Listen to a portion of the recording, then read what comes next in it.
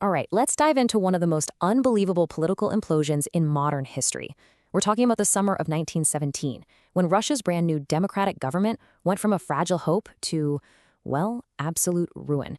And it happened in just 60 days. So, how on earth did it all fall apart so fast? I mean, that's the real question here, isn't it? How does that even happen? This wasn't some slow, gradual decline. No, this was a complete and total collapse that basically rolled out the red carpet for the Bolsheviks and everything that came after. Okay, so our story really kicks off in May of 1917. After a huge crisis in April, the provisional government had to scramble and reform itself. What they came up with was a new coalition. But honestly, it was built on foundations that were about as stable as quicksand. So you can see right here how the government's whole makeup was shifting. In May, 5 socialist leaders decided to join the government. We're talking about big names like the Menshevik Tsereteli and the socialist revolutionary Chernov. And this was a massive deal because it meant they were tying the fate of moderate socialism directly to the government. If the government went down, they were going down with it. And this just lays out the core problem perfectly. The socialists and the liberals, who are now supposed to be working together, wanted completely opposite things. You had socialists like Chernov who were saying, let the peasants take the land now. And then the liberals were like, whoa, hold on. We have to protect private property until we can have a proper assembly. On every single big issue, land, workers' rights, the war, they were just stuck. A total impasse. So let's get to the next key moment. Because for a little while there in early June, it kind of looked like the government might actually find its footing. The first all-Russian Congress of Soviets got together, and on paper, this should have been a huge win for the coalition. And this was a really big deal. This Congress was packed with moderate socialists, and they gave the provisional government this massive vote of confidence. I mean, these guys represented workers and soldiers from all across the country, and they officially endorsed not just the government, but continuing the war. That's a powerful stamp of legitimacy. But here's the catch. That official support was dangerously out of touch with how people on the streets were actually feeling. You see, while the moderates were hitching their wagon to this deeply unpopular war, the Bolsheviks were starting to get some serious traction.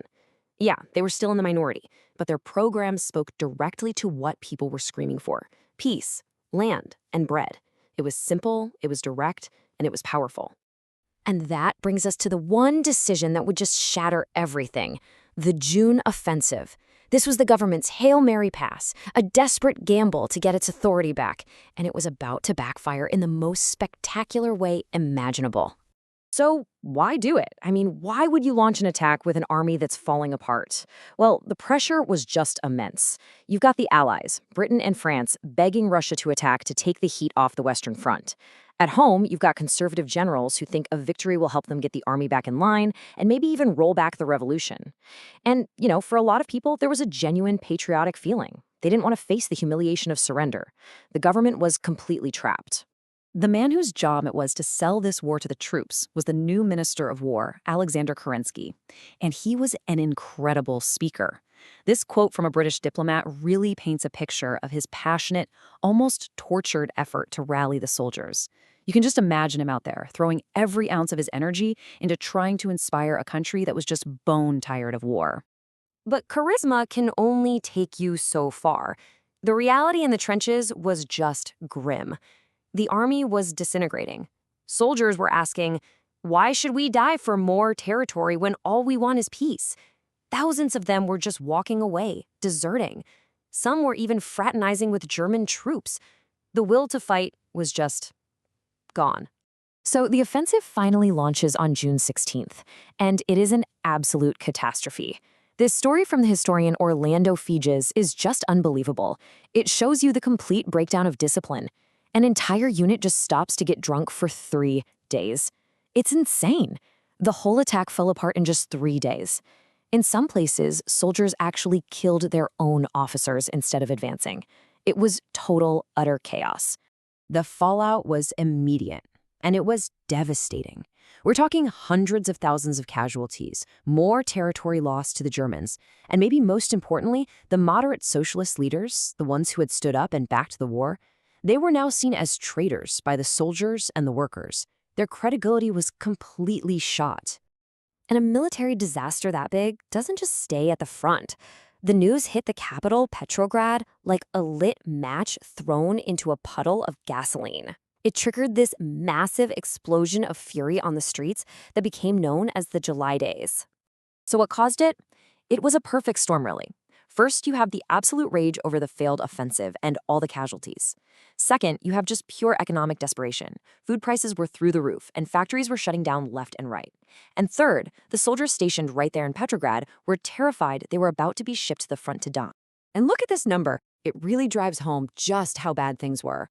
100,000 jobs gone in the capital alone in just a few months. Workers were literally facing starvation and unemployment. Their patience had completely and totally run out. And this quote, wow, it just captures the raw voice of that anger perfectly. An anonymous worker from the huge Putilov factory burst into a meeting of the Soviet leadership and just lets them have it. They felt completely betrayed by the moderate socialists, and now they were demanding that the Soviets, and only the Soviets, take power. So, the big question, was this a Bolshevik coup? Well, not really. It's a bit complicated. Some mid-level Bolsheviks were definitely fanning the flames, but the top leadership was totally caught off guard. I mean, Lenin was literally on vacation. When he rushed back, he actually urged everyone to be cautious. So, without a clear plan or strong leadership, the whole uprising just kind of fizzled out. The government survived, for now. But that crisis, the July Days, was the final straw. The coalition government just fell apart from the inside. And out of all that chaos, one man rose to the top, presented to the nation as the only person who could save Russia from itself. And just look at this timeline. Look at how fast everything completely unraveled. In the space of a single week, the liberal ministers resign, the prime minister quits, the city explodes in riots, the Bolsheviks get cracked down on, and boom, Alexander Kerensky is prime minister. It was a political whirlwind. So why Kerensky? Well, at that moment, he was seen as this human bridge, the one and only figure who was acceptable to both the socialists and the liberals, to the workers and the generals. He was hailed as the savior of the fatherland, the last, best hope to stop Russia from sliding into a full-blown civil war. But let's be real about the situation he was walking into. An army in total ruins, land seizures spinning out of control all over the country, a collapsing economy with hundreds of factories shut down. And on top of all that, the exact same political divisions that had just destroyed the last government were still there. He wasn't really taking a position of power. He was inheriting a desperate, impossible situation. He was trying to hold together a country that was already falling to pieces. Which really leaves us with this final critical question. By the time summer was in full swing, after the disaster of the offensive and the fury of the July Days, did the government have any real support left? Think about it. It was stuck in an unpopular war, it couldn't solve the crisis on the farms or in the factories, and it had totally alienated the very workers and soldiers who had put it in power in the first place. The stage was now set for the final act.